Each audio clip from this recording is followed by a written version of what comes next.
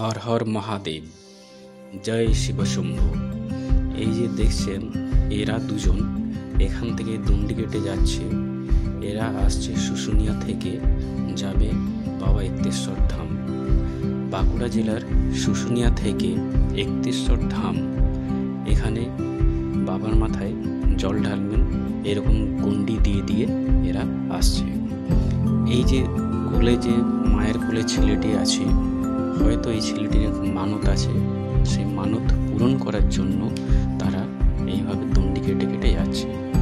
বন্ধুরা, তোমরা সকলেই মহাদেবের কাছে প্রার্থনা করো, তাদের যেন মনস্কামনা পূর্ণ হয়, তাদের শারীরিক, মানসিক এবং সাংসারিক পারিবারিক যেন সমস্ত বাধা বিপত্তি, দুঃখ কষ্ট দূর হয়, সুখে শান্তিতে জীবন লাভ থাকে, ভালোভাবে বেঁচে থাকতে পারে, স্বাস্থ্য যাতে ভালো থাকে, এই প্রার্থনা করো। হর হর মহাদেব, জয় শিবশম্ভু।